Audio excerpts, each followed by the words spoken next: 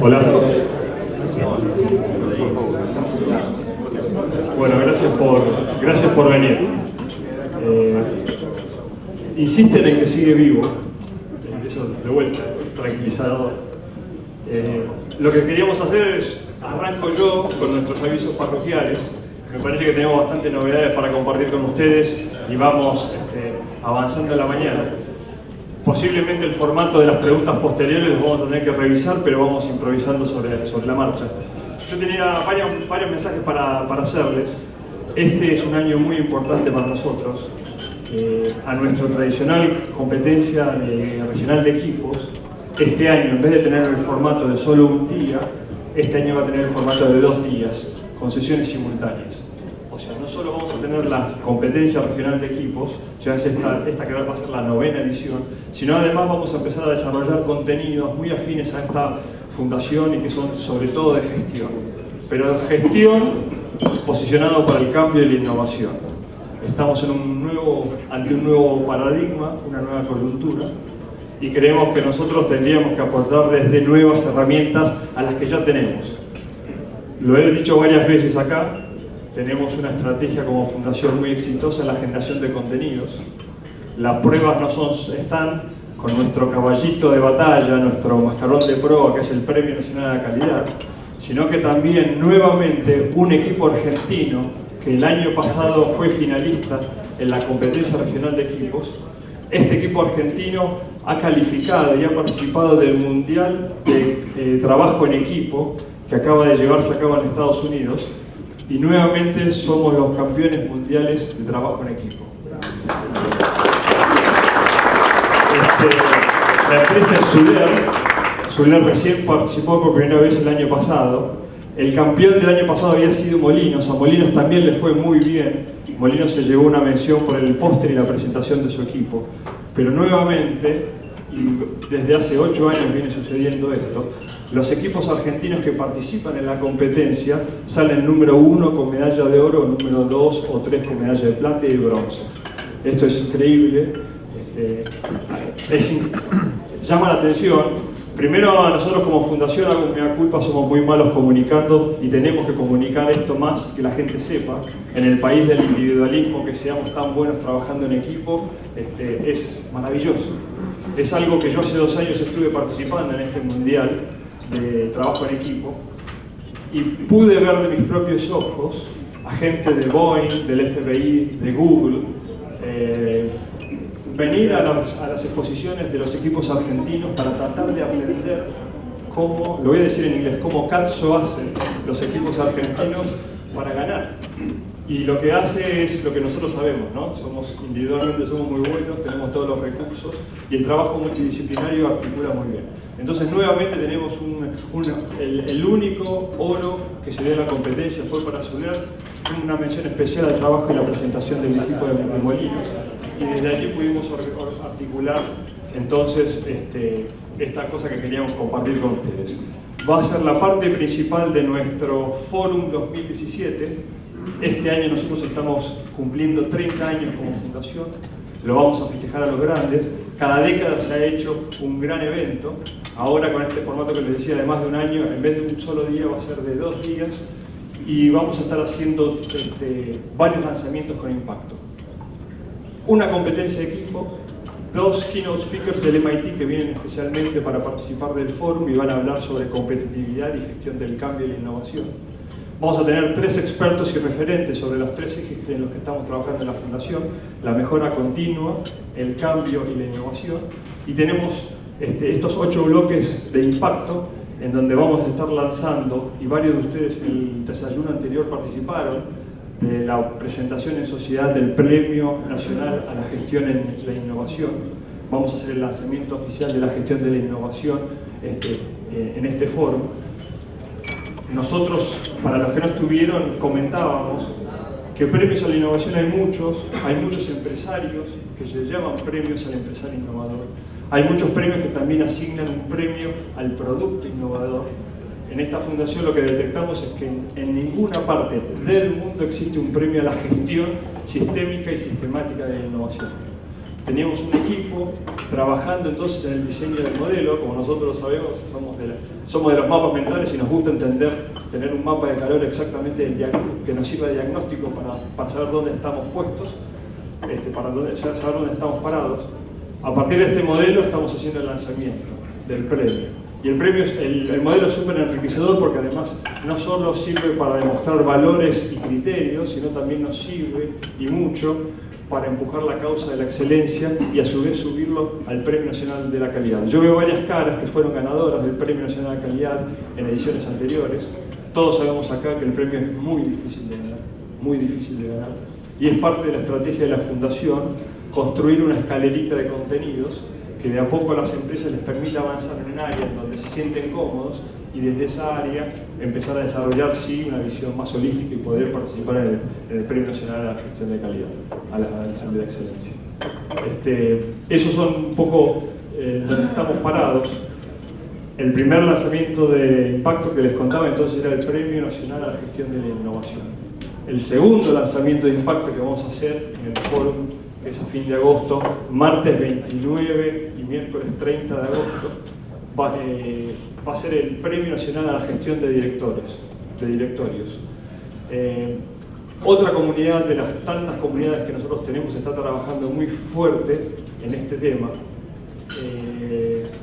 y vamos a hacer una presentación en sociedad el martes que viene en el IAE, donde además de presentar un poco la estructura de este modelo, también vamos a presentar las bases y las condiciones, etc. De vuelta, otra estrategia más, otra pieza del rompecabezas que nos permite, de alguna forma, la estrategia del elefante, ¿no? Para cómo se come un elefante, se lo come de a pedacitos. Bueno, este es otro pedacito de gestión que va a estar girando alrededor de la gestión de los directores. El tercer lanzamiento de impacto, y no es un tema menor, ustedes saben que el año pasado, por primera vez en 29 años de la historia de la Fundación, funcionarios del gobierno se acercaron a la Fundación y vinieron a preguntar exactamente qué era lo que estábamos haciendo y qué era lo que necesitábamos. Ellos vienen con una agenda muy abierta de gobierno, vienen con una agenda de articulación del sector público y privado y querían entender exactamente dónde nos estábamos posicionando y desde dónde ellos nos podían ayudar. Dentro de varias líneas con las que estamos trabajando, una línea muy importante vamos a hacer el lanzamiento de un observatorio de la competitividad, ¿sí? No la competitividad macro, que de eso hay mucho, y creo que mucha gente habrá visto las lecturas del World Economic Forum, lo que hace a los malísimos niveles de competitividad de la Argentina. Generalmente esas lecturas se hacen a nivel macroeconómico porque mide tamaño de los mercados, instituciones, nivel de educación de la gente, sofisticación y profundidad de los mercados financieros y varias otras variables que hacen muy bien a los bloques que arman un país.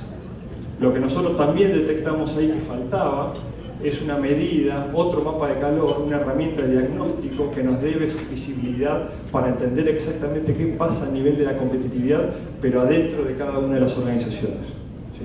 Y qué más que usar para entender la competitividad, que es el propio modelo del Premio Nacional a la Calidad. No estamos inventando nada. Este premio incluso está muy alineado con el Malcolm Baldrige y con el Deming de Japón. En eso tenemos varias líneas de trabajo y en definitiva todos saben que es un tema de liderazgo, como un puente que lleve la gestión hacia los resultados sostenibles de la organización. Después eso se abre en pequeños bloques. Bueno, nosotros estamos utilizando la construcción mental de nuestro modelo para utilizarlo, para salir a entrevistar a muchísimas, estadísticamente, una cantidad significante de empresas argentinas para tener un nivel de entendimiento exactamente a dónde nos aprieta el zapato. Porque muchos de nosotros saltamos a los problemas de la calidad, muchos de nosotros saltamos a los problemas de la gestión y en realidad ninguno de nosotros tiene todavía un diagnóstico cabal y holístico de cómo compiten las organizaciones. Eduardo, buenos días. Ya habíamos arrancado, no te preocupes. Y para ir cerrando entonces este último tercer lanzamiento de impacto, a través de este observatorio de la competitividad, en definitiva lo que nosotros podemos llegar a hacer es tener un mapa de calor en donde varios usuarios, que puede ser el gobierno, puede ser las organizaciones, pueden ser las economías regionales, van a poder cortar el estado de la competitividad a nivel micro de las empresas, según los verticales de la industria, según los horizontales de las funciones o según los diagonales de las distintas regiones. Es un proyecto súper ambicioso, nos está acompañando el gobierno a través del Plan Calidad Argentina en eso y realmente tenemos muchísimas ganas de que compartirlo con ustedes también de vuelta el 29 y 30 de agosto en Forum 2017, que va a ser nuestro gran evento del año. Paso entonces a presentarlos a nuestro speaker. Una tranquilidad. Estamos un poco preocupados por vos. Pero es bueno ver que estás vivo para generar expectativas. O sea, sos una reina, realmente ya te estoy preparando acá todo al nivel de lo que esperaba.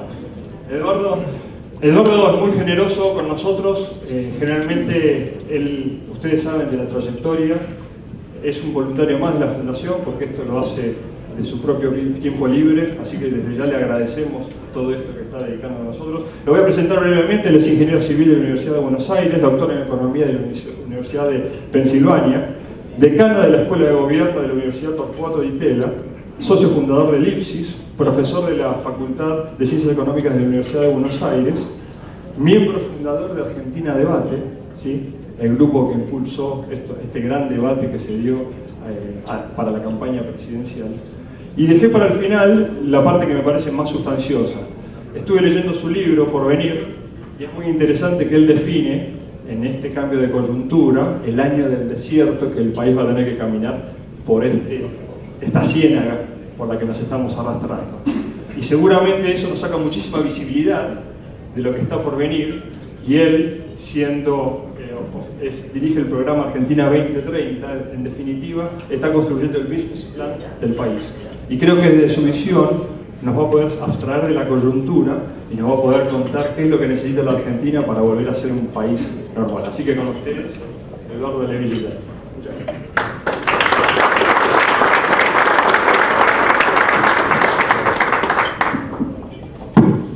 Bueno, a ver que está en la posición correcta. Bueno, muchas gracias por la presentación, por la invitación. Yo quiero hacer una salvedad. Cuando yo hablaba del año del desierto, cuando empecé a escribir una columna para Perfil, me refería al 2015.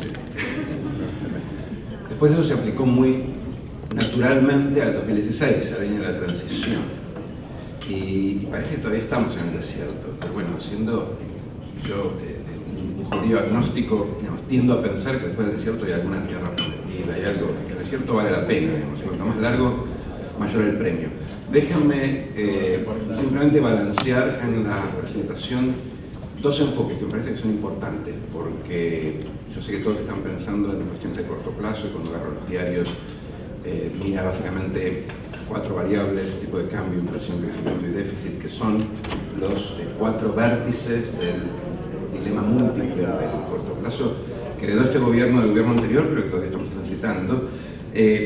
Yo voy a balancear la presentación entre y otra herencia, otro hándicap, que creo que es importante tener en cuenta, no tanto para hundirle las expectativas, sino para delimitar los contornos de la tarea. Es muy importante tener un buen diagnóstico para pensar cuáles son las políticas de largo plazo. Nosotros tenemos, como decía antes, 2 herencias o 2 mochilas. Y siempre hay una herencia porque las políticas tienen efectos diferidos y no importa dónde cortemos en el tiempo, siempre vamos a obtener el argumento de que tenemos una herencia porque lo que hace un gobierno tiene efectos diferidos en varios años. La primera es una herencia, como decía antes, coyuntural, aunque hace mucho que venimos recargando esa herencia, que venimos no resolviendo, por lo tanto acumulando déficits, y que, como decía antes, se puede descifrar en estas 4 variables que decíamos antes. Al inicio del gobierno, el gobierno pensábamos en los primeros 6 meses para resolver el tipo de cambio, que incluía el cepo, el default, el acceso a los mercados internacionales. Resolverlo significaba flotar y actualizarlo un poco, volver a unos niveles de mercado, bajar la inflación, que era inercial, venía cercana entre 25 y 30% todos los años, dependiendo del año electoral o no. teníamos que crecer. Hace varios años que veníamos oscilando alrededor de una media de 0% o negativa en términos per cápita, que estamos realmente a ese nivel de crecimiento. Y teníamos que reducir el déficit. El déficit era el único motor que todavía seguía funcionando para darnos ese empujón medio de corcoveo hacia adelante en los años electorales. Cada vez que teníamos una elección, lo que hacíamos era un impulso fiscal, gastábamos más, recalentábamos la economía, impulsábamos el consumo, y después al final del año teníamos un déficit un poco más grande. Así habíamos llegado al año pasado. Esos 6 meses todavía los estamos viviendo. Lamentablemente era más complicado de lo que pensábamos, por varias razones, entre ellas por algo que voy a hablar más adelante, pero que les anticipo, que es que el argentino, que es el votante, y que en definitiva en una democracia es quien determina lo que hacen sus dirigentes, es muy impaciente y limita, pone muchas restricciones al tipo de reformas que uno puede hacer, pide los resultados inmediatamente. Una cosa que yo digo mucho en los foros donde hay empresarios, lo dije en Idea hace 2 años, y creo que lo repetí el año pasado, es que Argentina es un país donde todo el mundo está siempre dispuesto a cobrar. Siempre parece que venimos de un desierto muy largo y que, por ejemplo, ahora muchos piensan, bueno, parimos, sufrimos, padecimos 10 años de kirchnerismo y ahora es el momento de recibir. Y eso es exactamente al revés de lo que sucede en la realidad, hoy es el momento de poner. Pero esa sensación de que tenemos que recibir hace que uno apure a los dirigentes, a los gobiernos, y eso hace mucho más difícil resolver esto que en principio uno pensaba que iba a resolver en 6 meses. ¿Por qué hablo de un dilema múltiple con estas 4 variables? Creo que es fácil dar algunos ejemplos. Es básicamente porque cuando uno corrige alguna de estas 4 variables, descorrige o desnivela las otras. Si yo quiero devaluar, genero inflación. Si quiero bajar la inflación, tengo que contraer la economía. Si contraigo la economía, tengo problemas políticos. Entonces tengo que de alguna forma, compensando con más gasto fiscal, deterioro el déficit. Eso significa que cuando uno enfrenta las 4, o todas las variables, como un gobierno, básicamente estas 4, tiene que elegir alguna solución interior. Nosotros decimos solución interior, los economistas, cuando tenemos que elegir algo que apunte a los 4 costados con diferentes ponderadores que deberían sumar entre todos 100%.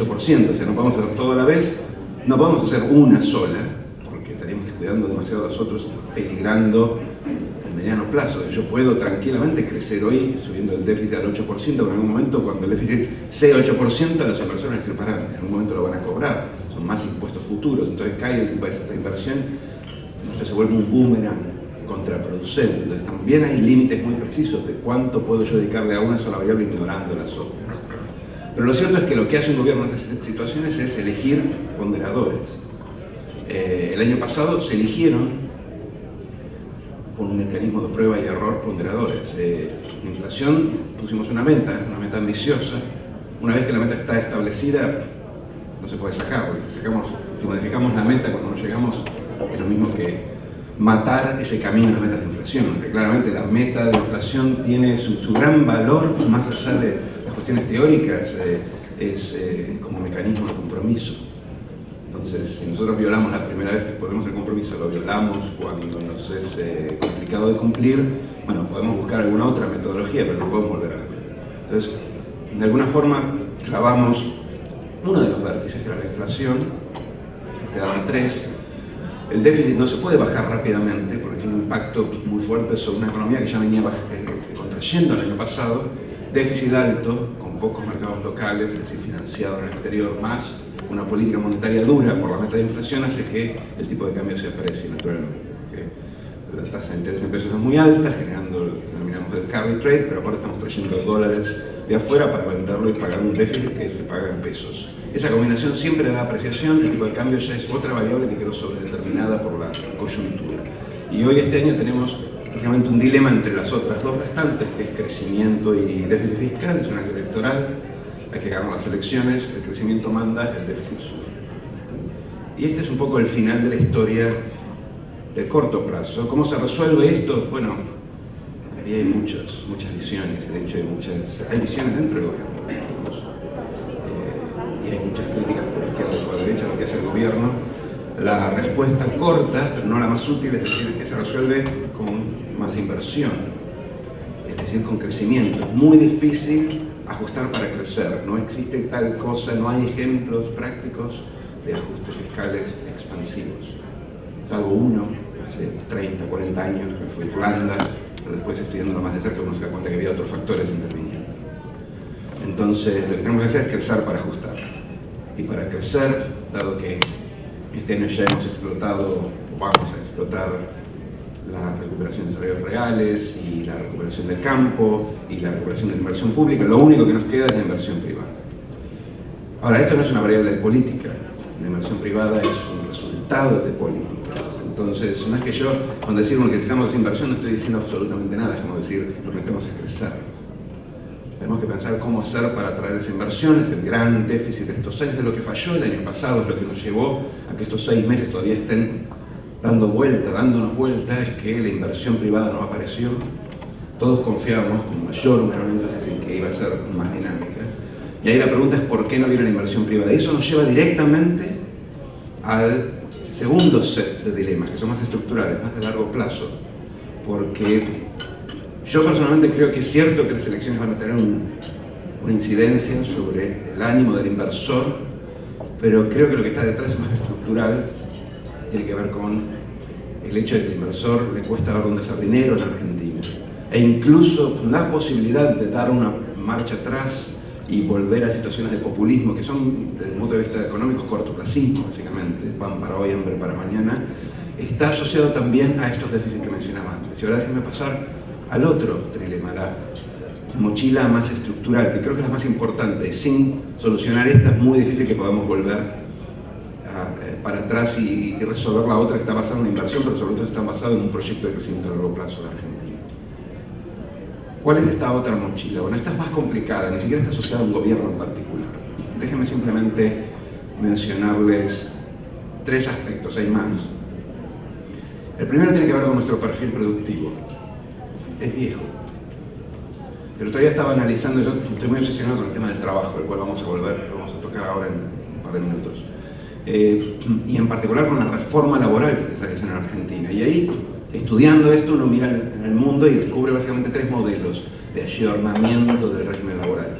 El americano, que siempre es malo para nosotros, porque es muy liberal, y donde hay muchos perdedores, políticamente solo se puede dar en Estados Unidos.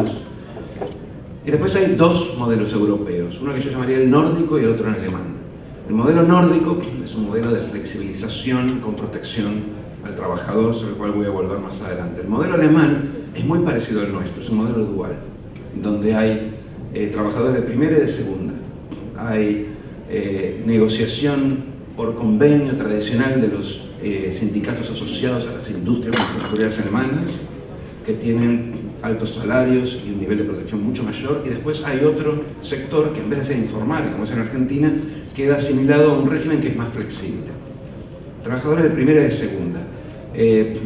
No sé si es bueno o malo, ciertamente es mejor que tenerlos informales y sin beneficios, pero lo importante es lo siguiente: los que marcan la pauta, los insiders, son los trabajadores industriales. Las industrias en Alemania son el sector dinámico, son las exportadoras, son las que mueven el crecimiento. Nosotros tenemos algo parecido, la diferencia es que nuestras industrias no son las industrias alemanas. Nosotros tenemos un sistema que se adaptaría mucho en la descripción, en los patrones, bastante a lo que es el esquema de distribución del poder político, del poder incluso del lobby empresario al alemán, y sin embargo lo que tenemos son industrias que no terminan de cumplir ese rol. ¿Cuál es el rol de la industria futuro? No estamos seguros, pero ciertamente es distinto a lo que es en Alemania. Alemania es un epifenómeno, es una cosa muy inusual. Los países desarrollados no son como Alemania. Alemania es el único verdadero país industrial, exportador de industria y manufacturas de Europa. Por eso es que tiene que superar el comercial, porque todos los demás tienen déficit.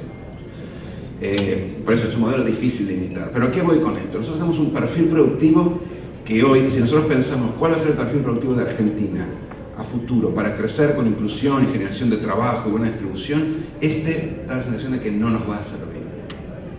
Nosotros necesitamos un perfil productivo que básicamente cumple algunas de estas 3 funciones, o las 3, pero con diferentes actores.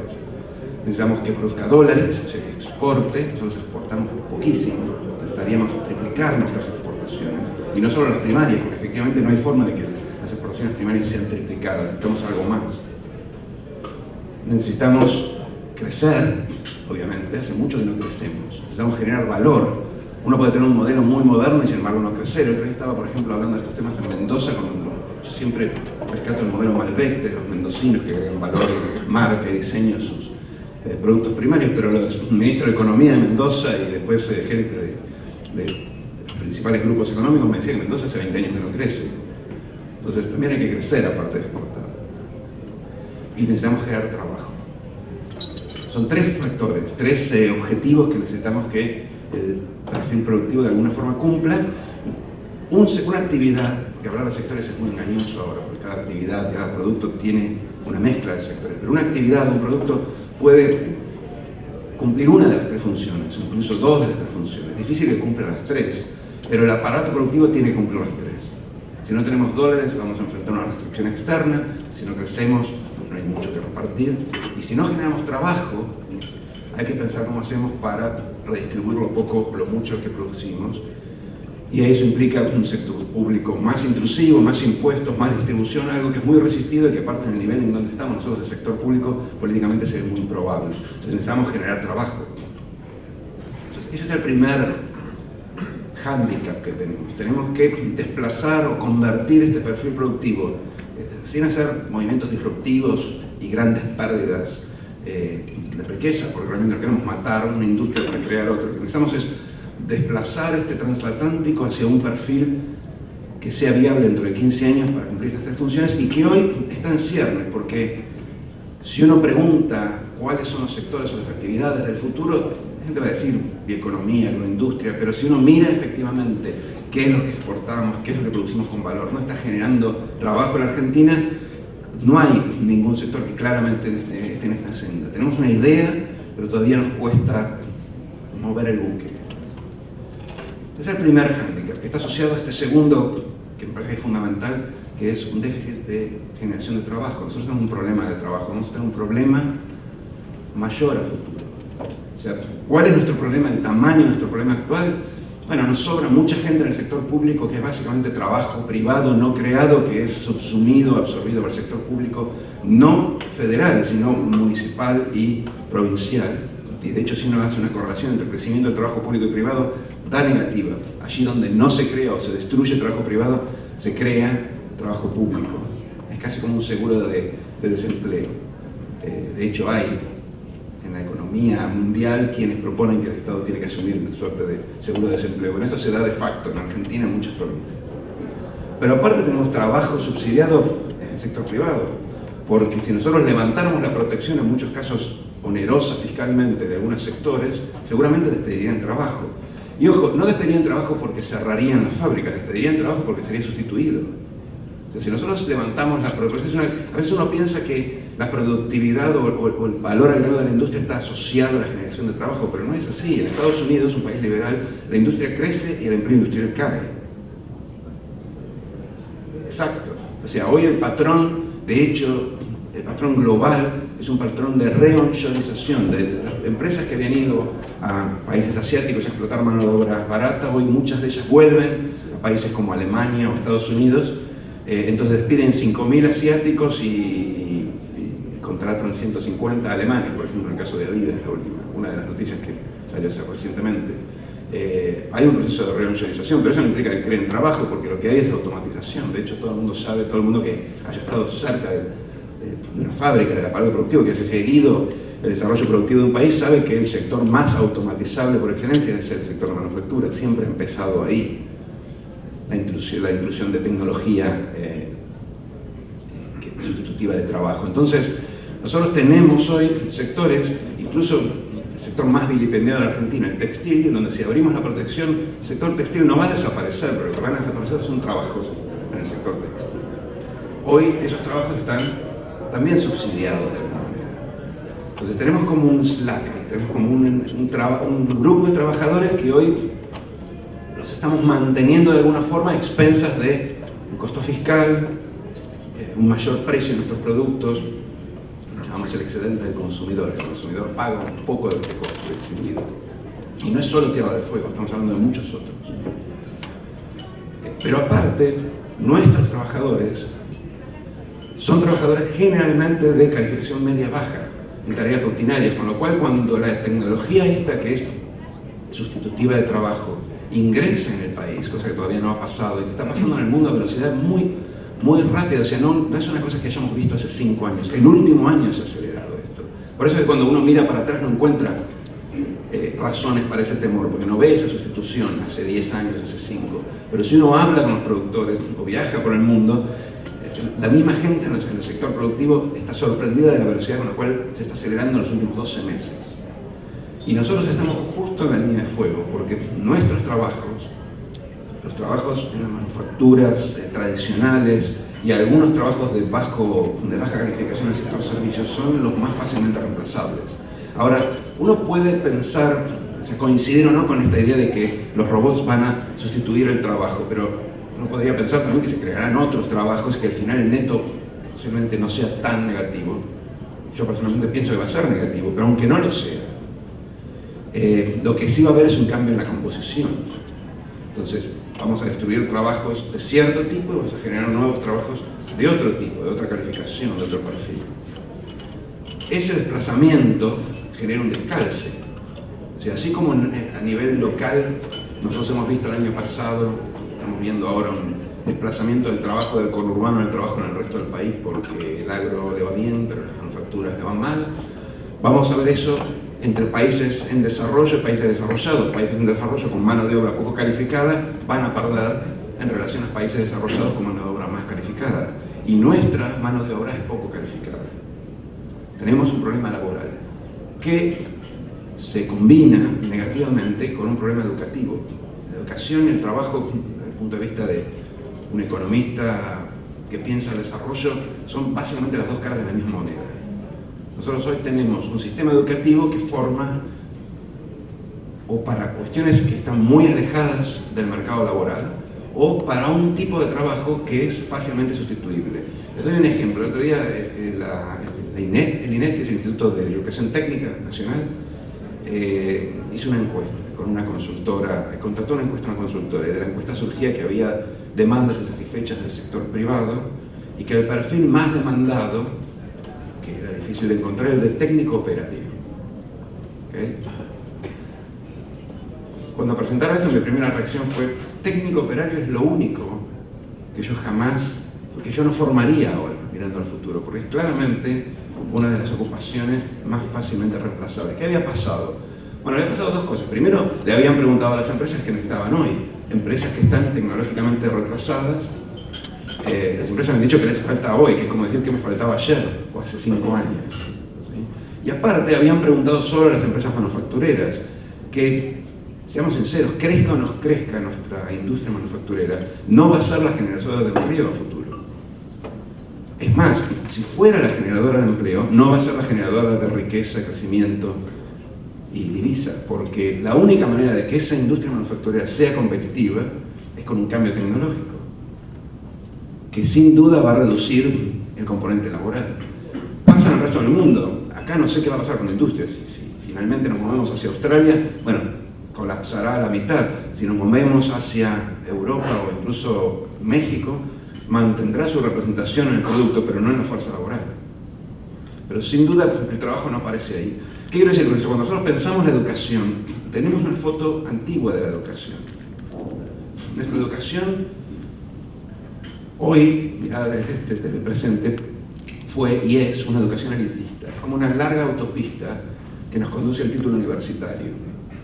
Título universitario en muchos casos de disciplinas o profesiones cuya definición de incumbencia es arcaica, porque ya el mismo concepto de incumbencias en términos educativos es casi como el concepto de convenio en términos laborales. Es un concepto asociado a una época que ya no está. El convenio era la línea de producción, la demarcación laboral, la rigidez de la línea de producción fordista. En el caso de las incumbencias eran mi viejo, el inmigrante primera generación de estudiantes universitarios, que se recibía de ingeniero, o la mano de mi viejo que se recibía de doctor o de abogado, las profesiones liberales con incumbencia y matrícula, eso no existe más. O sea, existe, porque todo tarda en desaparecer, pero existe cada vez menos. Entonces, nuestra educación es como esta larga autopista que tiene un serio problema, porque en esa autopista llega el 3-5% de la población. Simplemente tengan en cuenta que de todos los que entran en secundario se reciben en tiempo y forma el 40%, y con sobredad, sumando la de sobredad, el 50%, o sea que la mitad queda un tendal. Y de esos, algunos, la mayoría, entran a la universidad, porque es casi como un lugar común entrar a la universidad, y de eso se recibe el 25%. Y el resto queda el tendal. Tengan en cuenta, aparte, que en términos laborales, un efecto que ha sido muy estudiado por los pedagogos es el de señal, el signaling effect. Si yo me pongo el caso de, no sé si ustedes conocen al comediante americano Chris Rock, un comediante negro muy bueno, que hizo la voz del asno en Shrek, no sé si lo quieren ubicar. Hace una rutina sobre carreras y empleo. Y dice, yo ahora tengo una carrera, no es lo mismo que tener un trabajo. ¿Sí? Pero tuve un trabajo alguna vez, hace muchos años, en un Red Lobster limpiando ollas llenas de pescado, el peor trabajo del mundo. Dice, y ahora a veces me encuentra gente y me dice, ¿cómo puede ser vos con esa inteligencia, con esta onda, que ellos tenían ese trabajo de salario mínimo? Y la respuesta que da él es muy simple. Yo abandoné, en el caso de ellos es el último año del middle school, abandoné en 5º año del secundario, que es la cosa más estúpida del mundo, dice, porque si abandonas en el 5º año, más te vale abandonar en el primero, dice, porque ganas exactamente lo mismo. Y aparte, el que abandona el primero tiene 4 años más de experiencia laboral, con lo cual el punto es que toda esa gente que perdemos en el secundario, en la universidad, es capital humano desperdiciado, porque estuvieron 3 años en la universidad y eso no se reconoce. Y no estamos hablando del tipo que hace programación y hizo 2 o 3 años y después se fue a programar, porque ese es el 5%. No nos fijemos en el tipo que es exitoso, pensemos en todos los otros cientos de miles que entran a la universidad, están 2 o 3 años, no aprueban los exámenes, no saben para qué están ahí, después se van. ¿A dónde se van? ¿Cuál es el mercado laboral para esos cientos de miles? Sin hablar de los millones de estudiantes secundarios que abandonan, la mayoría de ellos en el 2º año porque vienen mal preparados del primario, porque tienen 18 materias y deben 5 o 10 cada año. ¿A dónde van esos chicos? Esa es nuestra fuerza laboral del futuro. O sea, si ahora tenemos un problema de calificación y matching con el mercado laboral, a futuro, si no hacemos nada, vamos a tener un problema mucho mayor. No es lo que la pobreza. La pobreza nosotros tenemos 30 y pico %. Pero los chicos, como los pobres tienen más hijos, tenemos una pobreza del 45%. Y si no hay movilidad laboral, dentro de unos años vamos a tener una pobreza del 45% en general, es simple aritmética. Salvo que se mueran más rápido. O sea, es malo por donde lo miremos. Entonces, el tema laboral, que es una mochila que hoy estamos enfrentando y que solo puede empeorar si no hacemos nada, se combina negativamente con el problema educativo. El problema educativo en donde a esta autopista, a la que llega muy poquita gente, hay que ponerle salidas, hay que crearle salidas. El pibe del secundario que no quiere ser bachiller y que está desilusionado porque no sabe para qué está estudiando el secundario, y crear una salida que sea un secundario, alguna forma de educación formal que le dé una puerta al mercado laboral. El que sale del secundario hacia los tumbos, no hay que mandarlo a la universidad, sabemos que no va, sabemos, están las estadísticas, no se va a recibir, el 75% no se recibe, y va a perder 3 años. Entonces mandémoslo a algo que se parezca a una práctica rentada, a una educación técnica, reformemos todo ese sistema que está ahí medio vegetando, pero que hoy no cumple ningún rol. Hay un tercer vértice de esta herencia o hándicap de largo plazo, que es más cultural y que se combina obviamente negativamente con estos dos que mencionaba antes, de la estructura productiva y nuestro problema de trabajo. Hace unos años, en realidad hace como 10 años, se acuñó la expresión la trampa del ingreso medio para referirse a los países asiáticos, a la segunda tanda de tigres asiáticos que pintaban como Corea para saltar sin escalas al desarrollo y que quedaron medio golpeados de las crisis, pero fundamentalmente quedaron amesetados en su desarrollo en los años 2000. Se estaba mirando a Indonesia, a Tailandia, a esos países. Y la idea de la definición de la trampa de ingresos medios era más bien estadística, era ver cómo hacía, tratar de mirar qué pasaba en la dinámica, mirando las series de tiempo, cuándo era que se trababan, por qué se trababan. Pero hay una versión de esa trampa de ingreso medio latinoamericana, hay un libro muy interesante de Alejandro Foxley analizando Chile a la luz de la trampa del ingreso medio de los asiáticos. tratando de ver cómo habían zafado los que habían zafado esa trampa, que le agrega un componente más sociocultural, que creo que es importante cuando uno analiza por qué esos países no siguieron creciendo. Sobre todo porque cuando uno analiza Argentina, que es un país que está en la trampa del ingreso medio hace 100 años. O sea, nosotros somos el paradigma de la trampa del ingreso medio. Yo no voy a discurrir largamente sobre todas las teorías alrededor de esto. Sí me parece que esto está muy relacionado, al menos en parte, con lo que hablaba antes de la impaciencia. Nosotros me da la sensación de que sentimos que la tuvimos y la perdimos, entonces ahora la queremos recuperar rápido. Sentimos, hay una cuestión, una visión mítica de que estábamos para más y que por culpa de algún error en el medio como que nos desviamos, pero rápidamente deberíamos volver, que ya llegamos, ¿sí? Y la verdad que Argentina nunca llegó. Si uno analiza correctamente la historia, Argentina nunca fue un país rico como Estados Unidos o Australia. Siempre estuvo corriendo la de atrás. Fue transitoriamente rico por una cuestión muy específica que fue básicamente el desplazamiento de la frontera productiva agrícola combinada con un aumento de los términos de intercambio asociado con cosas que pasaban en Rusia y con la guerra. Fue un periodo que nos dio la idea de que habíamos llegado. Y ahora estamos como los magníficos Anderson, de la película de Wells, como gente rica que perdió la riqueza, estamos todos añorando ese momento. Y eso genera mucha impaciencia y frustración. Y lo que decía antes, genera ese pedido de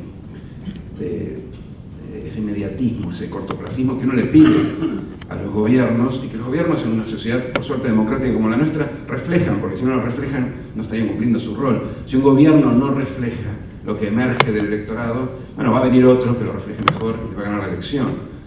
Si la sociedad es cortoplacista, si no podemos, por ejemplo, sentarnos a discutir con los gremios docentes de la reforma laboral, con los sindicatos de la reforma, con los gremios docentes de la reforma educativa, con los sindicatos de la reforma laboral, con los empresarios, la reforma fiscal, si lo único que surge de la sociedad es que tenemos que bajar los impuestos y bajar el gasto, que son típicamente pedidos de una mentalidad cortoplacista, claramente no podemos hacer las dos cosas.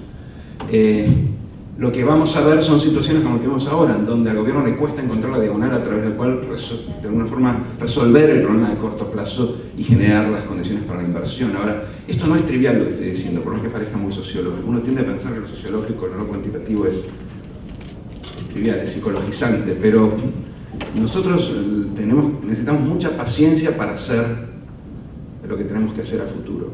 O sea, toda esta descripción que acabo de hacer no es simplemente para decir qué difícil que es la situación, es, como decía antes, la manera en que uno delimita los contornos de la tarea. Y algunas cosas sí se están haciendo, entonces ahora voy a un poco entrar por el lado más positivo. De hecho, creo que hay una conciencia, como nunca hubo antes, por lo menos en el tema educativo, de todo lo que nos está faltando, y hay algunos avances. Que son avances lentos, como en la mayoría de estas reformas, pero hay avances. Por ejemplo, déjame contarles un caso en particular. No sé si habrán leído, seguramente no, porque no ocupa las primeras páginas, que se está avanzando con un sistema de créditos en la universidad. Eso que parece tan trivial, permite básicamente dos cosas. Permite que uno pueda pasarse de una universidad a la otra, es decir, permite que tengamos carreras modernas, porque tenemos las carreras viejas, por facultad, es muy difícil cursar. Las carreras modernas son carreras de mezcla, donde mezclan disciplinas. Si yo quiero hacer neurociencia, tendría que estudiar, no sé, lingüística y medicina, pero sumadas son 1000 años. Tengo que hacer algo que esté a mitad de camino. ¿Qué es lo que sucede en un college americano? Donde uno elige majors y minors y combina. ¿Y qué es lo que está sucediendo gradualmente en Europa a través del Acuerdo de Bolonia, donde achican las carreras y generan créditos, etc.? Bueno, eso se está moviendo en la Argentina y lo estamos viendo mucho en la Universidad de Córdoba. Yo soy amigo de Hugo Yuri, el rector de la Universidad de Córdoba, y está muy entusiasmado con esto. Y me manda artículos hablando de esta propuesta, con sus detalles. Yo a veces miro el artículo y digo, todas las cosas que están pasando, y después miro la fecha. Son artículos del 2002 o del 2001.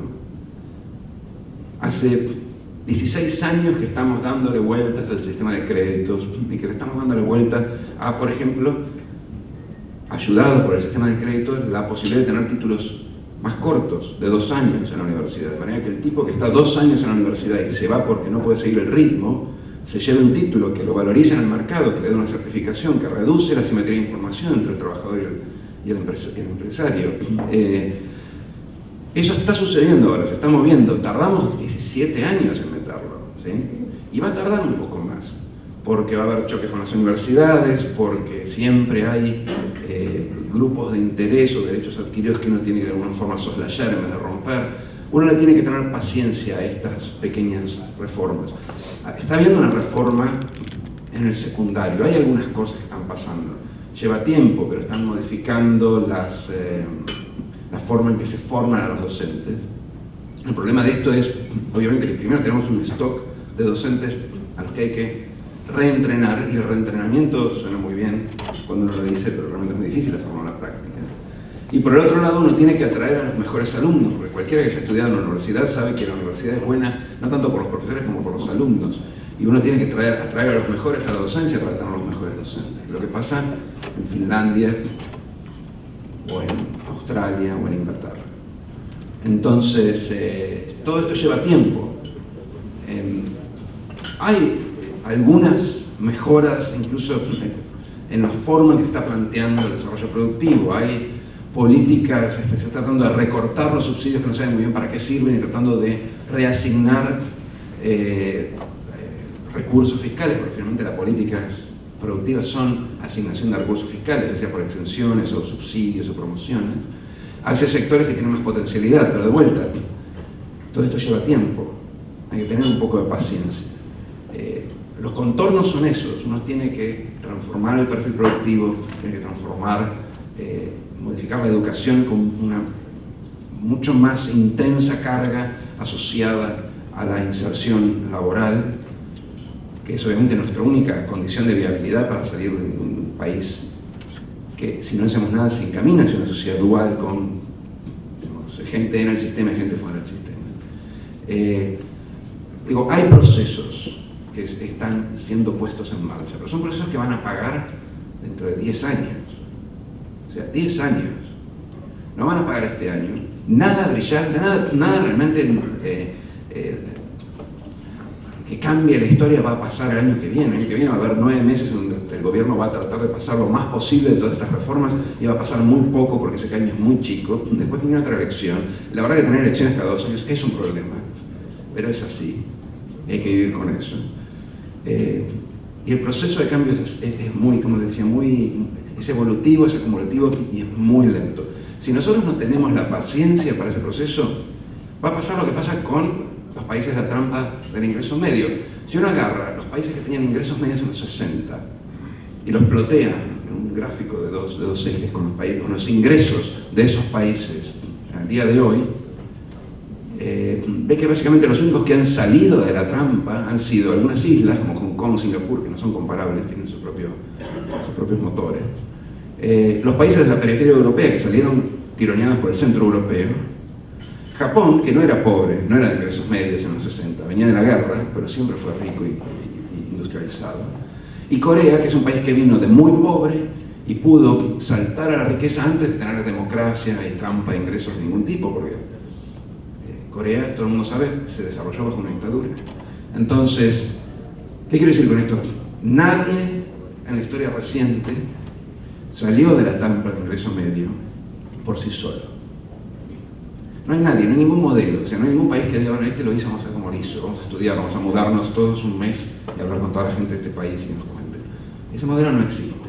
Entonces, si no tenemos la paciencia de ir recorriendo cada una de esas líneas de cambio productivo, de cambio educativo, de cambio incluso en la manera en que tenemos el Estado, desburocratización, mejor asignación, evaluación de las políticas antes del anuncio, cosas muy triviales, pero que todas van componiendo lo que uno podría denominar una agenda de desarrollo. Si no tenemos la paciencia, simplemente no vamos a salir. De hecho, si me preguntan qué es lo más probable es que no salgamos. O sea, si nosotros nos quedamos todos sentados esperando que porque cambió el gobierno y ahora todos podemos hablar con el presidente, nosotros seamos un país desarrollado, que crezcamos 3-4% en los próximos 10 años, eso simplemente no va a pasar. Ese no es el camino inercial al que vamos. El camino inercial al que vamos es un camino de crecimiento modesto, conflictos sociales, puja distributiva y problemas de empleo. Entonces, todo lo que estamos haciendo dentro y fuera del gobierno, es tratar de salir de esa huella en la que nos estamos básicamente arando desde hace muchos años, ¿sí? O sea, la hipótesis nula es que no salimos. Tenemos que hacer el esfuerzo, pero tenemos que hacer el esfuerzo ahora. Ahora no es el momento de cobrar, es el momento de poner ese esfuerzo. Si no entendemos eso y nos quedamos esperando el regreso a ese periodo mítico de riqueza y prosperidad, bueno, vamos a seguir siendo más o menos lo que somos ahora. No vamos a ir muy lejos de lo que somos. Por eso creo que para pensar el cambio hay que pensar de un punto de vista disruptivo, pero este es un punto de vista disruptivo. Pensar que este camino no nos conduce a nada y hay que cambiar de camino, ¿sí? Y esos cambios no necesariamente son una o dos o tres medidas, sino que son cambios mucho más marginales, pero que necesitan esfuerzo por un lapso de tiempo mucho más prolongado. Y esfuerzo implica paciencia, apoyo y una visión constructiva con el gobierno, con este o con el que sigue, por al menos 10 años, porque en 2 años en 2 años nada mágico va a pasar. Pero puede pasar. Argentina, si uno sale de la caja en donde la pensamos todos los días leyendo el diario, está para mucho más. Y yo voy a cerrar un comentario que siempre hago que me pareció, a mí me impresionó mucho, un diálogo que aparte es apócrifo seguramente de una película, en realidad de un libro, sobre el Mundial de Rugby, el Mundial de Rugby, primero en Sudáfrica en la época de Mandela. Ustedes vieron la película seguramente, Invictus. En un momento se junta Mandela. Mandela es un líder que cierra la grieta. Nosotros una cosa que tenemos que hacer acá en Argentina es cerrar la grieta, porque si no, no vamos a ir a ningún lado. Y la grieta era entre blancos y negros, y el rugby ustedes saben, era blanco y venía el Mundial, y Mandela dice, bueno, acá tenemos que ir todos juntos, entonces abraza al equipo de rugby y mueve a los negros a hinchar por el equipo de rugby que era blanco y durante mucho tiempo fue muy racista. Y lo llama en una escena previa al partido definitorio al capitán, Matt Damon, que es Piña, creo que se llamaba, y le dice, ¿cómo haces para inspirar a tu equipo? Y el tipo le responde con el ejemplo. Yo hago todo primero, me levanto temprano. Y Mandela dice, bueno, eso está muy bien, dice, pero yo lo que quiero saber es cómo haces para inspirarlos, es decir, para hacerles sentir que pueden ser mejores de lo que creen que pueden ser. Esa es una buena definición de pensar fuera de la caja, de pensarnos fuera de la caja. Si nosotros cuando hablamos de Finlandia, todo el mundo dice, eso es Finlandia, somos Argentina, estamos ahí abajo. Bueno, por ahí no estamos tan abajo, tenemos que pensarnos mejores de lo que creemos que podemos ser. Nosotros podemos ser mejores de lo que creemos que podemos ser, ¿sí? O sea, podemos salir de esta huella en la que estamos transitando hace muchos años. Ese pensamiento es el que nos tiene que guiar para salir del desierto. Gracias.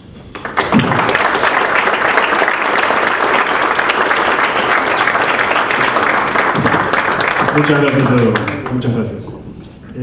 Vamos a circular los micrófonos para tomar preguntas que tuvieran. Capaz que querés contestar desde ahí, sentado desde ahí.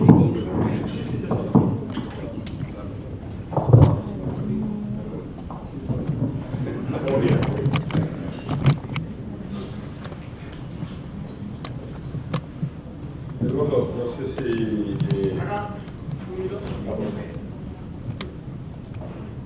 Sí, gracias, Eduardo, muy clara tu exposición y muy estimulante. La mía es una pregunta muy concreta y es ¿cómo se articula o cómo se vincula el proyecto Argentina 2030 con la iniciativa del Plan Maestro que en este momento está llevando adelante el Ministerio de Educación y Deportes? Lo mejor posible, te diría, porque la idea es precisamente articular. El plan maestro es una serie de metas que creo que son necesarias, que nos debíamos, que en un momento se elaboró el presidente Frente Fallecido Juan Carlos Tedesco hace muchos años, en 2009 creo, y nunca vio la luz. Tedesco tenía un plan decenal, la idea era, bueno, decir hacia dónde poner las metas como para de alguna forma dibujar la cancha. Tomaron parte de lo que había hecho Tedesco y mucha otra gente que había trabajado en aquel plan decenal y armaron las metas. Hay 108 metas, de esas hay 13 que son las prioritarias de acuerdo al ministerio, y para darle una idea, las metas son algo así como que el 90% se reciba en secundario. Ese es el plan maestro. ¿Okay? Es una meta. Ahora tenemos que ver cómo hacemos para que el 90% se reciba en el año 2026, eran 10 años. ¿Cómo hacemos para que se reciban? Es como, el plan maestro es como las metas de la ODS 2030, reducir la pobreza. Okay, ahora hay que ver cómo hacemos para reducir la pobreza. La meta te sirve como recordatorio, como un calendario. Dice, bueno, para esta fecha tenías que tener tal cosa más o menos resuelta. Pero ahora hay que ponerse a pensar cómo lo hacemos. Lo que trata de hacer nuestro equipo es un poco estimular ese proceso. ¿Sí? Pero claramente el horizonte hoy está dado por esas metas. Y esas metas, de alguna forma, resumen lo que es el consenso de las falencias en el ámbito educativo, la falta de retención secundario, la baja calidad de los docentes, la baja calidad de educación, también, por ejemplo, en las metas de subir unos exámenes a aprender, o en los PISA, sería como decir subir 100 puntos en los PISA. Bueno, todos estamos de acuerdo, ahora hay que ver cómo empujamos para eso, pero digamos, el horizonte sí, es el mismo, es común. Eduardo, ¿hay otras fuerzas políticas que estén participando de todo este proceso de pensar Argentina a largo plazo? Porque si es nada más de una fuerza política, medio que se puede perder todo ese esfuerzo a corto plazo, ¿no? Sí, no. El ejercicio intelectual que hacemos nosotros lo hacemos fundamentalmente con gente fuera del gobierno. Tenemos eventos, sesiones de discusión, incluso foros más chicos de expertos seleccionados, que son toda gente que está fuera del gobierno y que cuya única virtud es conocer el tema y tener ganas de aportar su tiempo, porque tampoco que les pagamos, muchos de ellos lo hacen, pero bueno. Pero sí es cierto que hay planes de hablar, y ya hemos hablado con algunos diputados, legisladores del Congreso sobre algunos de los temas, más que del programa, de algunos de los temas que nosotros estamos pensando, ver cómo rebotan, tratar de recibir un poco de feedback. Estamos en año electoral, no les digo nada nuevo si les comento que el interés hoy del político está puesto básicamente en las listas. Vamos a ver qué pasa después. Estará en la campaña y supongo que el año que viene estará un poco más en el país. Pero la idea es un poco trascender al gobierno. Y de hecho, por esa misma razón, un consejo asociado a este programa, que es el Consejo Presidencial 2030, que incluye gente que no es funcionaria. De hecho, por ejemplo, Javier González Fraga estaba y ahora ya no está porque pasó a ser funcionario, de diferentes espectros, algunos no macristas ni de Cambiemos, para darle más legitimidad a lo que surge de ahí. Pero es un proceso eso, tratamos de abrir lo más posible y de generar interés, pero como te digo, es un proceso constructivo y así.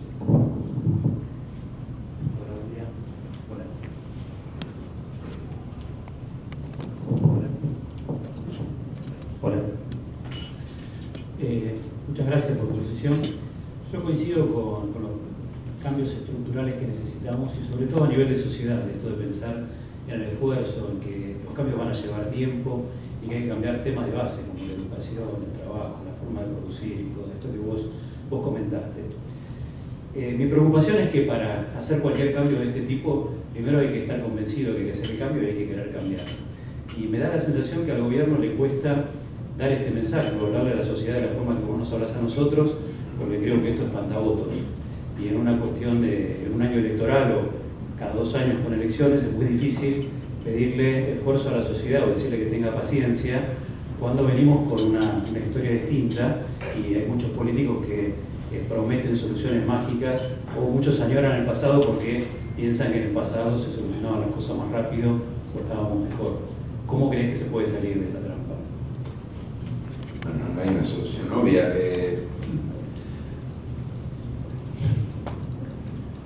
El gobierno, primero hay mucha gente, hay diferentes maneras de comunicación dentro del gobierno y hay diferentes cosas que comunicar.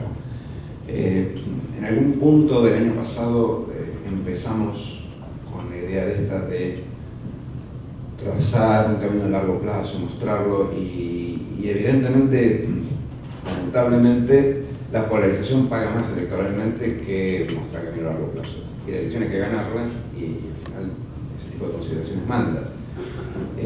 Creo que hay que trabajar a 2 puntas, o sea, tenés que hacer la campaña más cortoplacista fiesta de elección, pero después tenés que empezar a bajar estos mensajes. El gobierno está tratando de hacerlo en alguna medida. Siempre es más fácil hacerlo cuando uno tiene logros que mostrar, pero como estos logros demoran, es más fácil mostrar las rutas que mostrar los cambios a nivel de la forma que se maneja el Estado, que eso es muy difícil de ver. Es cierto que hoy se usa mejor el dinero, pero mostrarlo, eso en un spot es mucho más difícil. Y en temas que tienen resultados diferidos como la educación, sí, vas a hacer cosas y no se van a ver durante años y va a ser muy difícil contar esa historia.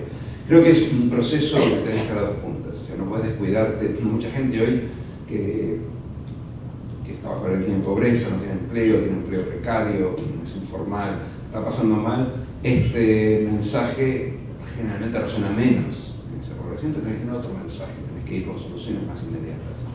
Por otro lado, en una audiencia como esta, sí, posiblemente uno puede darse el lujo de decir, bueno, pero la historia pasa por otro lado. O sea, si no hacemos esos 10 años, no importa cuántas soluciones inmediatas demos, cuánto se va a cagar la guita, de hecho ya se nos acabó porque tenemos un déficit fiscal complicado y vamos a estar donde estábamos al inicio. Entonces, uno tiene que diferenciar un poco el mensaje en función de la receptividad, pero sí, estoy con vos, es difícil. Hay que intentar por las dos vías. Mi pregunta se refiere al escenario internacional en el que vivimos. Por supuesto, partiendo de la base, ¿no?, que el escenario de cambio y todas las condiciones de cambio que usted mencionó me parece que son absolutamente las necesarias. El facilismo de decir no gradualismo, no justificar, etcétera, así todos esos cambios culturales, etcétera, son inviables, son imposibles. Ahora, en el escenario actual, con un Estados Unidos como está hoy y con los líderes que tiene, con un escenario en el mundo asiático donde hay potenciales mercados importantes para nuestras capacidades productivas. ¿Cómo ve el tema de estar atados, por ejemplo, a un Mercosur? ¿Se debe migrar para que nuestras asociaciones, primero, si se tienen que mantener, sean consistentes con poder hacer esos cambios? ¿Dónde ven más dificultades? En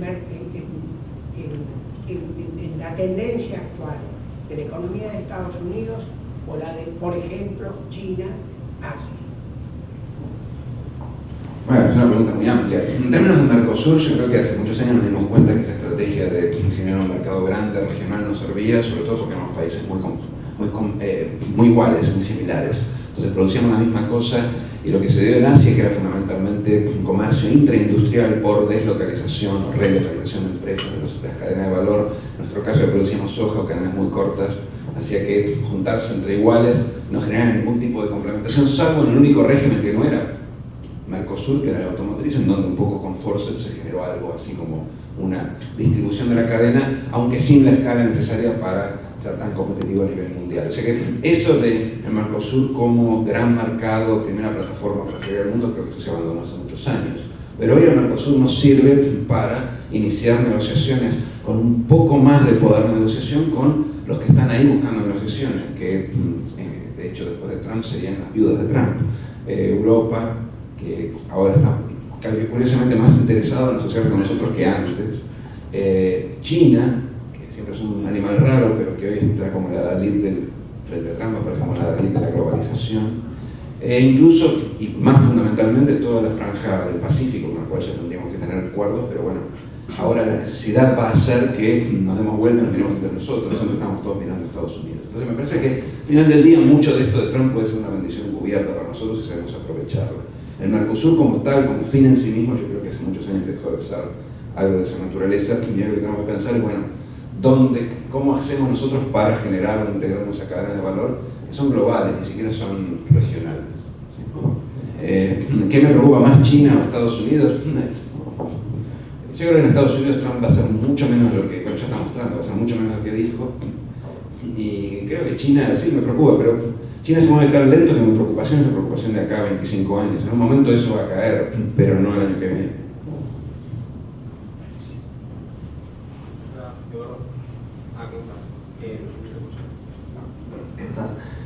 Bueno, yo tengo la suerte de trabajar en el gobierno de una ciudad, en uno de los sectores más competitivos, que son los distritos económicos, distrito de diseño, distrito audiovisual, distrito tecnológico.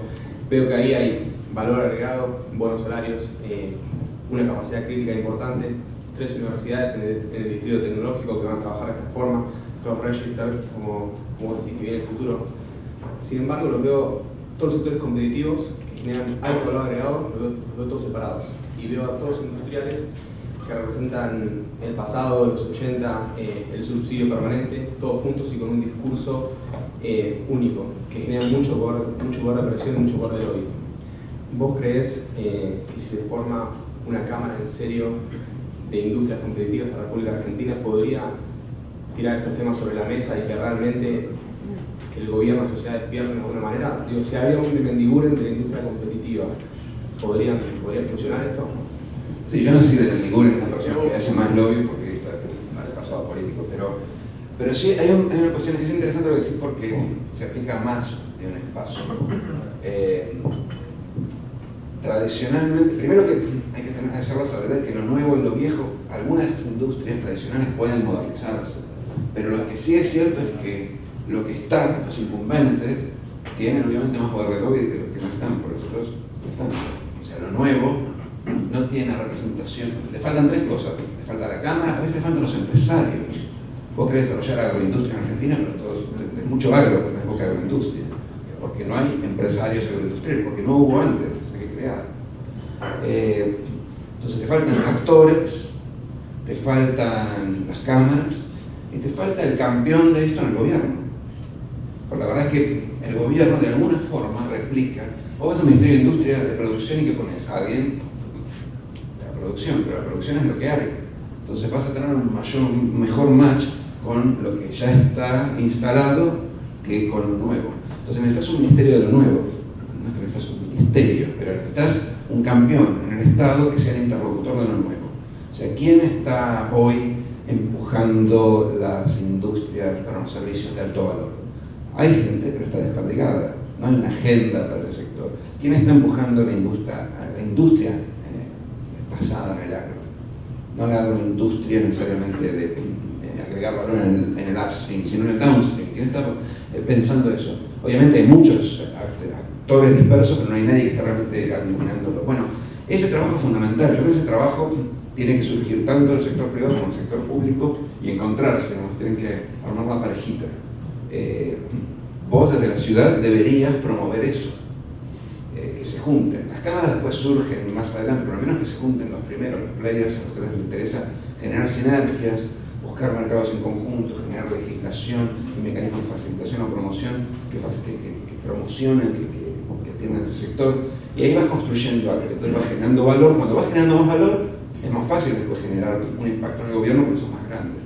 Es un proceso acumulativo. Pero sí es cierto que para desplazar el transatlántico vas a necesitar generar nuevos actores de un lado y del otro de la barrera público-privada. Así que tu pregunta es cierto, pero hay que laburarlo, hay que buscar a los actores. Lo que pasa es que siento que están tan concentrados en crear valor. Si vos tenés una industria que genera márgenes, genera ganancias, puede crecer y duplicar su capacidad todos los años. Estás muy concentrado en eso y los que pelean son los que realmente les aprieta el zapato todo el tiempo. Entonces, pero es un error.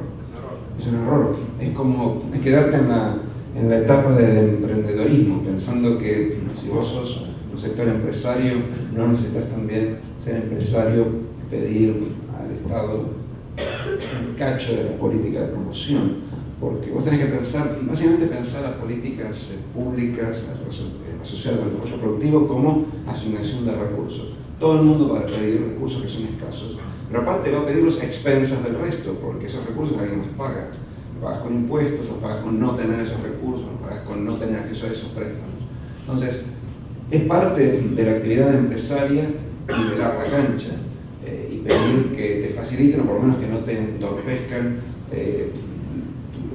tu búsqueda de rentabilidad. Entonces, no necesariamente el lobby es malo cuando es prebendario, es malo cuando tira para atrás, pero los empresarios en un momento tienen que volver empresarios, juntarse y decir, bueno, aparte de estar todo viendo cómo hacemos dinero, tenemos que ver cómo todos juntos creamos las posibilidades de tener hijos, de tener primos, de armar proveedores o industrias paralelas, o diversificarnos, o generar ramas, o cadenas de producción local. Eso es parte de la maduración de los empresarios. ¿Sabes lo que pasa? Es que son empresarios de primera generación, todavía jóvenes. Ahí es donde el sector público los puede ayudar de vuelta. También necesitas a alguien con quien hablar. Y a veces no tenés nadie con quien hablar en el sector público. Manuel Luis, interesante la presentación. Yo tengo dos áreas que a lo mejor están mencionadas, pero no tan específicamente. Dos actores, digamos. Uno son las pymes. ¿Qué pasaría con las pymes? ¿O qué necesitarían? Si son las que generan empleo, según lo que se plantea, son las mayores generadoras de empleo. Y si se tienen que actualizar con la tecnología, cómo trabajar y cómo se los puede ayudar. Y el otro punto, y que no fueron mencionados, son un actor importante en el tema productividad y en el tema de todo lo que es lo cultural, que son los sindicatos. Los sindicatos, si vemos lo que se está negociando, pensando en productividad, y la verdad que nada. Las dos son interesantes. En relación al sindicato, dos cosas que voy a decir. Primero, que son conscientes de lo que viene. Pensar que los sindicalistas lo único que piensan es en el aumento salarial, que no tienen intuición de la evolución del sector es ingenuo. Esa gente sabe muy bien cómo evoluciona el sector. Los sindicatos otro día me comentaban, creo que era Schmidt, que comentaba cómo los drones estaban básicamente destruyendo sus cápitas. Es el primero que lo ve, porque todos los días está mirando la situación de sus empleados. Los drones despachantes que llevaban cosas a los barcos en los puertos. Con el sindicalismo hay que sentarse a pensar un nuevo régimen laboral. El problema del régimen laboral es el siguiente, de la reforma del régimen laboral. Imaginemos que nosotros ampliamos el régimen laboral para incluir a todos los que ahora son precarios, informales, freelancers, freebies, gig economy, toda esa cosa nueva que cada vez representa un porcentaje mayor de nuestros trabajos. Y los incluimos y le damos beneficios. E incluso los favorecemos, como por ejemplo la ley de empleo joven, o hacemos, como se está pensando en Chile, la ley de empleo viejo, de los adultos mayores. Lo primero que ha de decir el sindicalista es, mira, si no creas mayor demanda de empleo, esos son empleos más baratos, más convenientes que van a limpiar cápitas a mí. Eso es lo primero que hay que negociar, porque el sindicalismo siempre se va a oponer a una sustitución. Acá, en Estados Unidos, Tom Pérez decía eso el otro día, hablando de la reforma laboral. Tom Pérez es el líder demócrata en Estados Unidos, presidente del Partido Demócrata, recientemente nombrado, y decía, me parece bárbaro lo de incluir los regímenes de los gigas dentro de la reforma laboral, pero dice, pero eso lo que temo es que en cualquier momento las empresas empiezan a tomar gigas, que son más baratos, y despidan a mis trabajadores de convenio. Entonces, eso es algo a discutir. Es un debate abierto que todavía ni siquiera inició, y ahí es donde entran a rayar los dos modelos que decía antes, si querés ir al modelo alemán, donde los gigas tienen beneficios inferiores, o querés ir a un modelo. Lo que pasa es que los gigas o estos nuevos empleos son los más productivos en Argentina, a diferencia de los alemanes. O querés ir a un modelo nórdico, en donde básicamente el Estado se hace cargo de muchos de estos costos, pero flexibiliza a todo el mundo. De eso podemos hablar bastante. El tema de las... pero hay que sentarse a negociarlo de vuelta a una negociación que va a tardar 5 o 10 años, pero que es inevitable, porque si no, dentro de poco vas a tener 30% de insiders y el resto trabajando precariamente, informalmente, con escasos beneficios. Pensá que todos los beneficios sociales argentinos, el 90% es basado en tu trabajo. Si no tenés trabajo formal, no sos nadie. Ese es el primer punto. El segundo punto de pymes, yo creo que hoy hay que dejar de hablar de pymes, o hay que redefinirlo. Porque cuando uno habla, por ejemplo, con la Secretaría PYME, lo primero que te dicen es que son el 99% de las empresas, es decir, son todas. Cuando una categoría define a todo el universo, ya no sirve como categoría. Entonces, ¿qué son las pymes? Aparte ni siquiera, porque son las MIPYMES, ya cualquiera que tenga un empleado, o incluso puede ser unipersonal, entra de pyme, dentro de la categoría PYME, de la discusión, del debate público. Bueno, olvidémonos de eso. ¿De qué estamos hablando? Estamos hablando de un grupo que incluye empresas que son enanas de por vida, porque Argentina y Latinoamérica tienen un problema de enanismo fiscal y enanismo empresario muy importante. Tenemos una cola muy grande de empresas chiquitas que no van a ningún lado. Estamos hablando de empresas pequeñas, dinámicas, y no solo emprendedores, empresas que están innovando y que están creciendo, y la verdad que las que generan más empleo no son las pymes, las que generan más empleo son las empresas que crecen. Eso sí está comprobado, por lo menos en otros países, estadísticamente. A esas hay que empujarlas.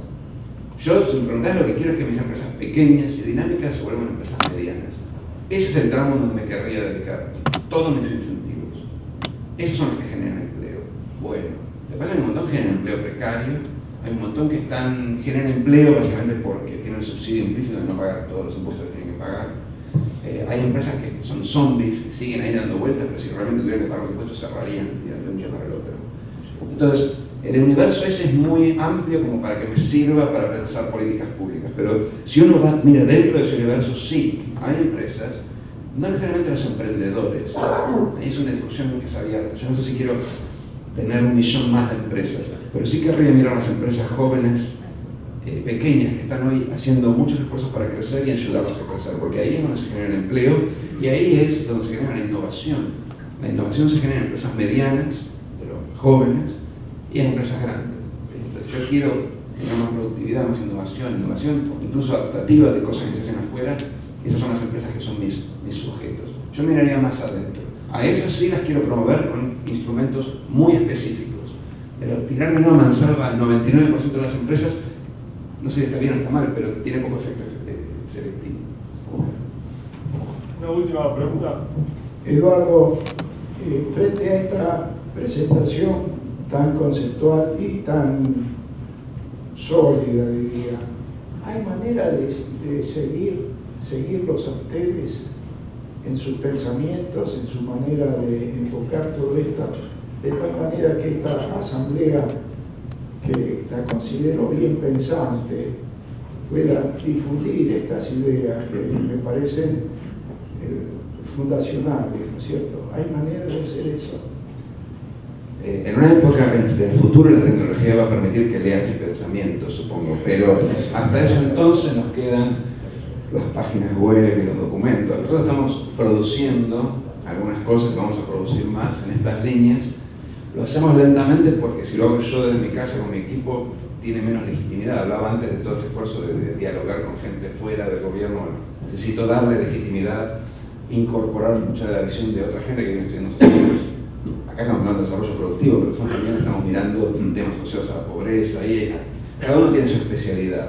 Pero lo que puedo hacer, aparte de lidiar con una página arcaica que me dieron en jefatura de gabinete, la verdad es muy difícil de hacerla atractiva, es distribuir lo que vayamos produciendo, que es una manera de, no tanto de contarles qué es lo que pensamos, sino más bien de pedirles comentarios, porque al final del día mi interés particular es ser una oreja que articule visiones, que articule esa polifonía de visiones, y aparte en el interín por ahí, con suerte, aprender algunas cosas. Me queda...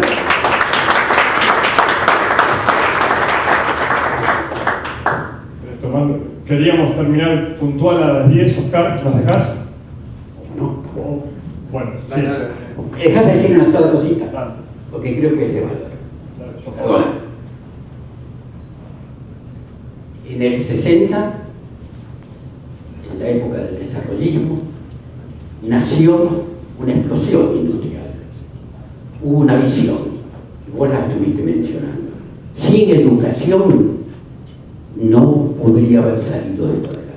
Con la educación tradicional no se hubiera podido producir ese desarrollo. Hubo la visión de la creación del Consejo Nacional de Educación Técnica, formado por empresarios, formado por el Estado y formado por el sector de los trabajadores. Fue un éxito.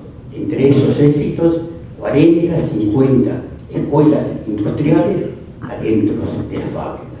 El segundo punto fue de la Universidad Obrera, que estuvo a punto de cerrarse. Se creó, con esa visión de futuro, la Universidad Tecnológica. Hoy nos deberíamos preguntar si no existiera desparramada en todo el país la Universidad Tecnológica, cercana a las necesidades industriales de cada sector, si podríamos estar todos estos empresarios acá. En función de eso, y acá viene la pregunta, discúlpame que no quería perder de hacer este comentario, en función de eso contamos con cientos de parques industriales en el país. En función de esos parques industriales, que su concepto fue la sinergia para reducción de costos, transferencia de conocimientos y poder aprovechar servicios múltiples que reducen y hablan a favor de la productividad.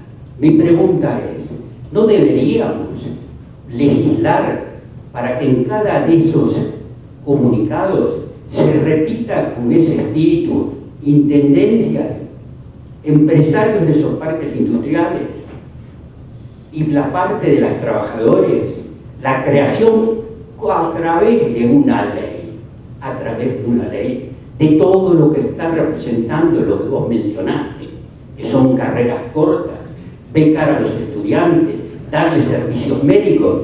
Todo eso son servicios de la empresa. Y como los empresarios, si no tenemos una motivación también, además de humanitaria, una visión de las necesidades de eficientar, de ser eficientes en nuestros costos, ¿no crees vos que esto sería un punto de partida que daría solución futura a esto que vos decís que no es inmediato? Yo modestamente creo que las leyes nunca son un punto de partida, son un punto de llegada. Primero tenés que hacer las cosas tienen que dar y organizar de manera más armónica, y luego la ley de una forma consolida eso. Es como los judíos y están haciendo cosas muy interesantes que yo desconozco, te tiro los números, te digo nanotecnología, como se supiera de qué se trata, pero cuando me vinieron a explicar los proyectos, está involucrado la academia de la universidad, tiene un hospital obviamente muy conocido, hay empresarios, emprendedores, y obviamente también está el municipio porque hay una suerte de parque. Ese tipo de sinergias entre ese triángulo de salto que se da naturalmente es el que vale, y entonces después la ley o la regulación de alguna forma lo consolida. Me parece sí que hay que, en el caso de la educación, hay que involucrar al sector privado. Sin duda, mi modelo, que se ve en muchos países, pero yo he estudiado el modelo inglés de los Skills Councils, es de hecho enteramente privado, ni siquiera participa el sector público, y se arman formaciones profesionales que acá están impulsando objetivos de prácticas profesionalizantes, o sea, no es que no se está haciendo nada, al contrario, y que lo que hacen es, en el caso inglés, básicamente las empresas educan en el aula y en la empresa, como parte de la educación que le tenemos que dar al futuro trabajador es, o sea, que vaya a trabajar todos los días, por ejemplo, o a que se relacione con su jefe, acepte órdenes, ese tipo de cosas. Entonces la práctica también está en la empresa fundamental. Quiero decir, ese modelo de alguna u otra manera se está tratando de impulsar acá a través de las prácticas profesionalizantes. Hay diferentes visiones, se está tratando de converger, también los sindicatos tienen sus propias escuelas, no siempre funcionan de la manera deseada, pero tampoco es cuestión de cerrar porque hay cuestiones políticas que atraviesan todas esas negociaciones. Todo es lento, pero sí, hay un rol inevitable del sector privado. La escuela técnica por sí sola, la escuela técnica tradicional, 2, 3, a veces 4 años de escuela técnica, sin contacto con el sector privado, creo que eso no sirve. Es largo, pero aparte no sirve para tener contacto con el sector privado. Creo que las empresas en algún punto van a tener que abrir sus puertas para recibir y formar a estos estudiantes. Pero de vuelta, algo de eso ya está, hay que tener un poco de paciencia. Gente en el Ministerio de Trabajo, en la Secretaría de Ponte, por ejemplo, está trabajando mucho en el tema de prácticas profesionalizantes, está enfrentando y derribando paredes, porque cada vez que sacamos una cosa aparece alguien con una restricción, pero en ese caso se avanza con convicción y lo único que necesitamos es que el sector privado también haga su parte. Bueno, Eduardo, magnífica presentación, me llenaste de dudas, pero realmente muy generoso tu tiempo, han explotado las preguntas, así que con este aplauso te agradecemos por venir.